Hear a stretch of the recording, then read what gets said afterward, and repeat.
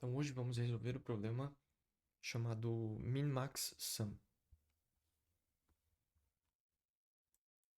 A ideia desse problema é a seguinte: a gente vai receber um array de 5 elementos. Ele quer que a gente retorne o que eu vou chamar de subsoma mínima e subsoma máxima. O que é a subsoma? É eu pegar 4 elementos desse array, somar. Então eu vou selecionar 4 elementos de 5. Se eu vou selecionar 4 elementos de 5, eu vou ter mais de uma possibilidade de fazer isso, certo? Então é por isso que vai ter o valor mínimo e o valor máximo. Eu vou ter que retornar, vou ter que imprimir na tela esses dois valores. Primeiro o valor mínimo, depois o valor máximo. O exemplo que ele deu, nós temos um array com o elemento 1, 3, 5, 7, 9. E aí ele dá um exemplo de soma, que é somar os 4 primeiros, 1 mais 3 mais 5 mais 7, que dá 16. Ou somar os 4 últimos, 3 mais 5 mais 7 mais 9, que dá 24. Por coincidência, a primeira soma é o valor mínimo, a segunda soma é o valor máximo.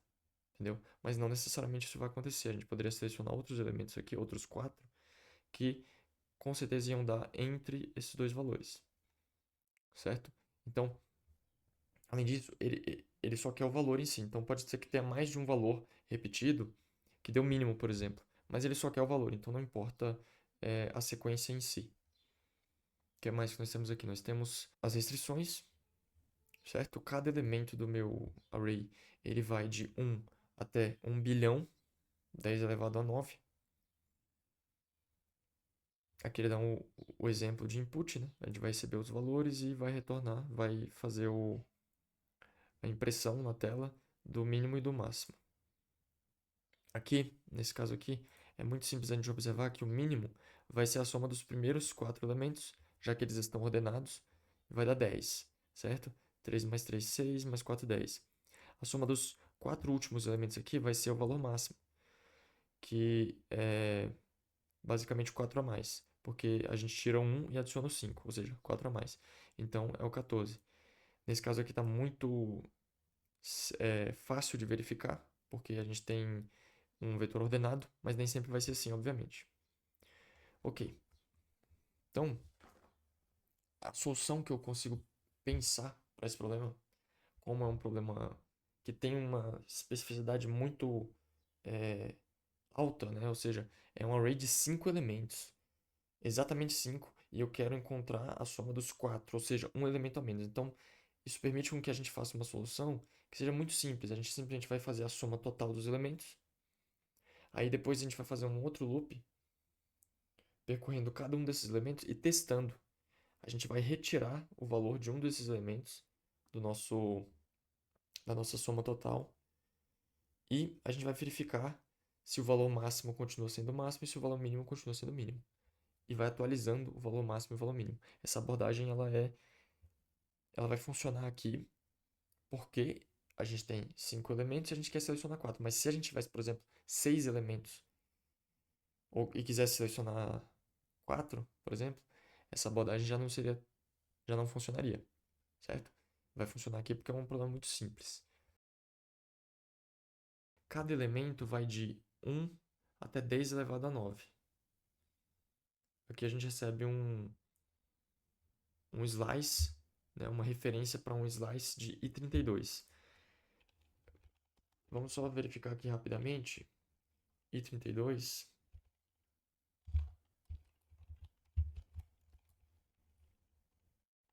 a gente vai ter é um inteiro que ele pode ser positivo ou negativo, ou seja, metade vai ser positivo e metade vai ser negativo aproximadamente, porque na verdade a gente vai descontar o zero na parte positiva. A gente vai ter assim, o valor mínimo vai ser menos, ele vai de menos 2 elevado a 31, que é 2 elevado a 32 dividido por 2, até 2, 31 menos 1. Então a gente tem aqui um valor de 2 bilhões. É mais do que suficiente para essa restrição aqui. Mas não para por aí. A gente vai querer fazer, além disso, uma variável que vai guardar a soma total dos elementos, né? Ou seja, de 5 elementos que tem valor máximo 1 bilhão. Então a gente quer algo que possa suportar 5 bilhões elevado a 9. 5 vezes 10 elevado a 9. A gente pode pensar na primeira possibilidade U32. Vamos pensar na primeira possibilidade U32. A gente vai ver que já não vai ser suficiente, porque o 32 é 4 bilhões, aproximadamente 4 bilhões, certo? Aproximadamente 4 bilhões. A outra possibilidade, 64. O 64, ou seja, 2 elevado a 4, 16. 2 elevado a 6. 2 elevado a 10 elevado a 6.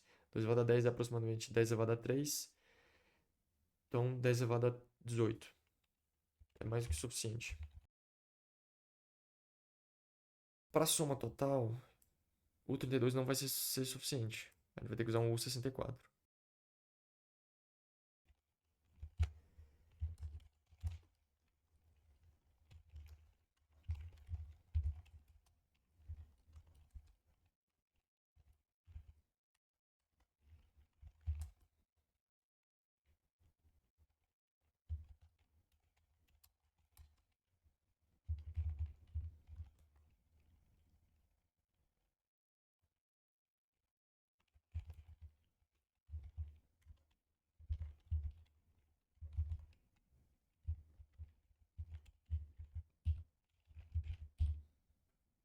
Eu sempre gosto de fazer uma checagem.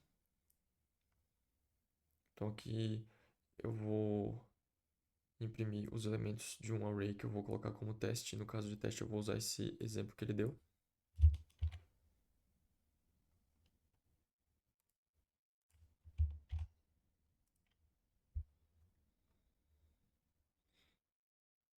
Perfeito. Então vamos fazer a soma.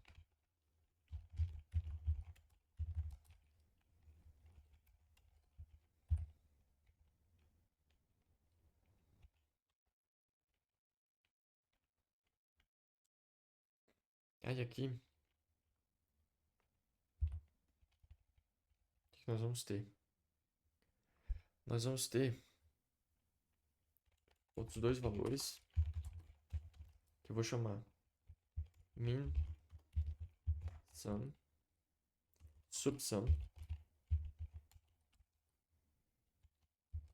Enquanto eu vou inicializar como 0, depois a gente vai discutir essa questão. Max, sub, sum, 0. E aí, o que nós vamos fazer? Nós vamos trabalhar com esses elementos aqui de tal modo que eu vou começar com um valor específico e eu vou garantir que a cada tentativa de fazer uma subsoma, eu vou atualizar esses dois elementos caso eles não sejam aquilo que eles se propõem a ser. Por exemplo, o valor mínimo da soma é esperado que ele sempre seja o valor mínimo. Então, se eu passei por um determinado conjunto de elementos, de possibilidades de subsoma, se eu encontro uma possibilidade de subsoma que seja menor do que o valor atual desse variável, eu devo atualizá-la. Beleza? Mesma coisa com max. Além disso, eu vou colocar aqui o 64 para garantir.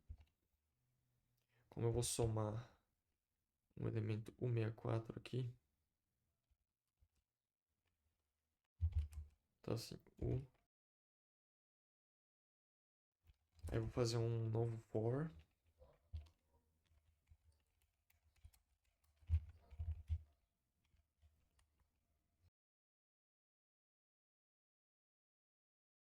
Então aqui eu estou alterando o tipo do num para ir de i32 para u64, porque eu vou precisar fazer isso para fazer o cálculo com esses outros elementos aqui. Então eu tenho o candidato à subsoma. Agora eu vou verificar para cada um dos casos. Eu vou verificar se eu vou precisar atualizar o mínimo e o máximo. Se o mínimo é maior que o candidato,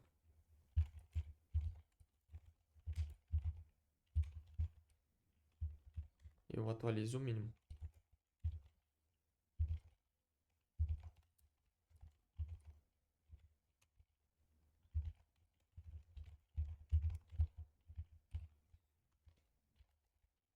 Fazer algo semelhante, análogo, na verdade, fazer algo análogo para o máximo,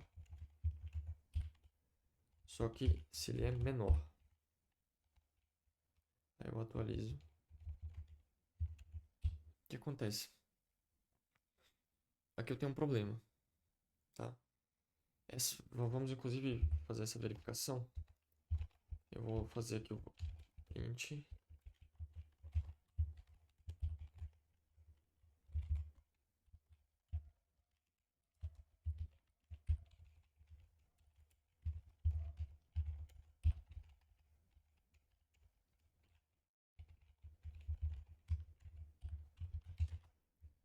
Rodar aqui o nosso caso teste só pra gente ver o erro que vai dar. Ó, o valor máximo deu 14. Bacana, o valor máximo realmente vai dar certo, por uma coincidência. Mas o valor mínimo não deu certo. A gente poderia colocar aqui algo como... obviamente o tipo deles também é 164.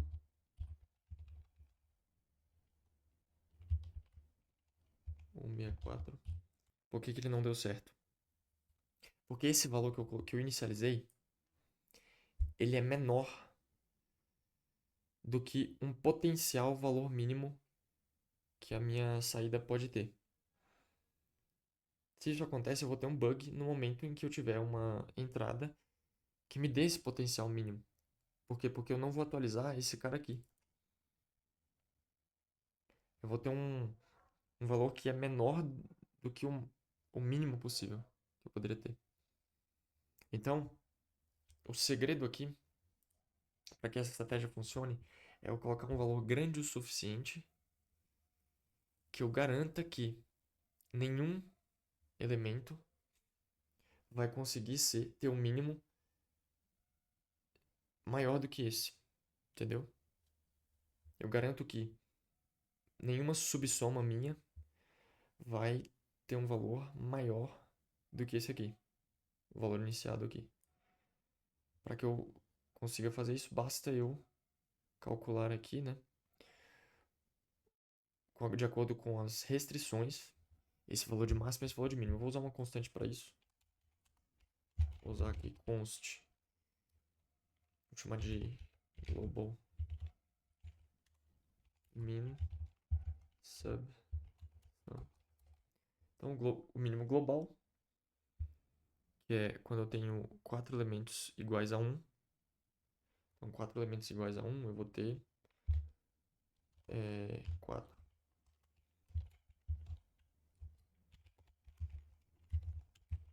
E agora o global max. 4 elementos iguais a 10 elevado a nona. 4. 10 elevado a nona, a gente faz assim. Certo? 2, 3. Ou eu também acho que dá pra fazer assim. 10. Eu acho que dá pra... Eu não tenho certeza se no Rust dá pra fazer assim. Parece que não, mas vamos ver. Quando eu utilizo o const, eu tenho que especificar o tipo. Então eu vou colocar aqui o 64.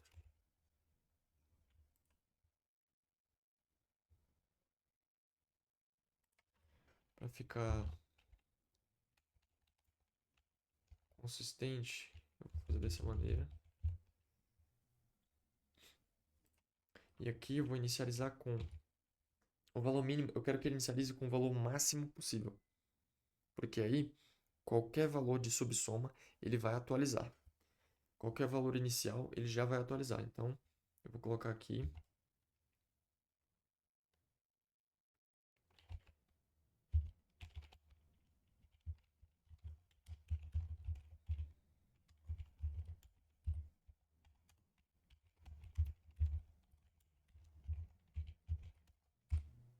E o máximo eu vou colocar o mínimo, porque aí qualquer valor que ele tiver de subsoma, ele vai atualizar.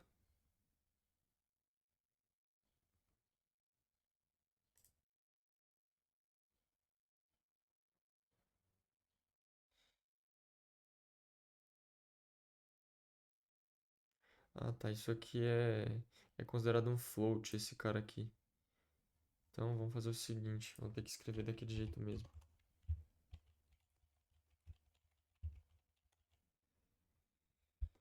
Então aqui a gente tem esse underscore aqui, ele é só um elemento visual. Ele não interfere no significado, na semântica.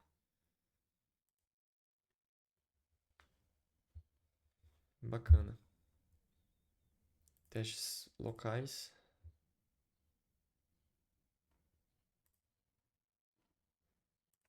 Enviar o código.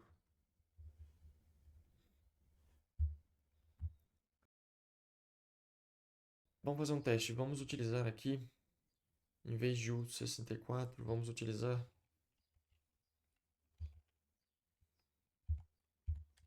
o 32. A gente já fez o cálculo aqui, tá? Chegamos à conclusão de que o 32 não é suficiente para esse cara aqui, ó, total sum. Em situações, né, obviamente, em que os valores são máximos. Obviamente no exemplo aqui vai dar certo, por quê? Porque ele não tem um valor máximo, mas eu vou colocar aqui uma situação em que ele vai ter um valor máximo. Então, aqui nós vamos rodar o código. O resultado é para dar 4 bilhões e 4 bilhões. Vamos ver se vai dar certo. Teoricamente, a variável total sum ela vai sofrer um overflow, porque ela suporta no máximo 4 bilhões aproximadamente. Vamos verificar. Aparentemente deu certo, certo? Se a gente mandar o código, vamos submeter aqui o código.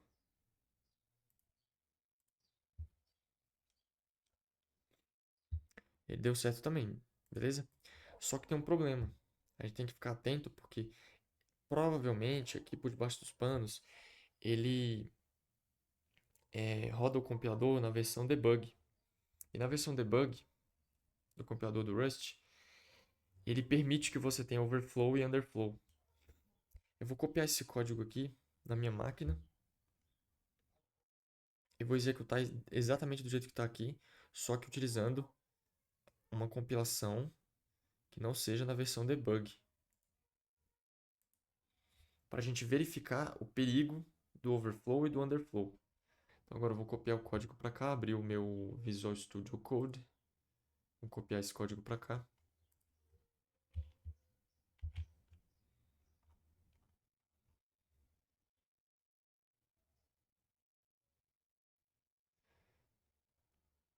Vamos executá-lo.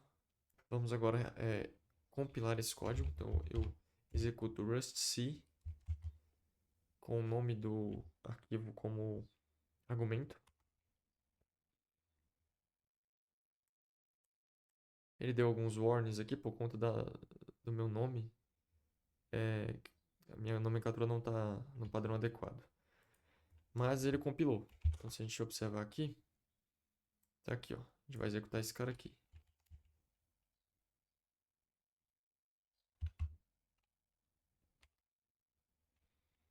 Vamos digitar o primeiro exemplo. Funcionou perfeitamente. Agora vamos digitar o exemplo que não vai funcionar.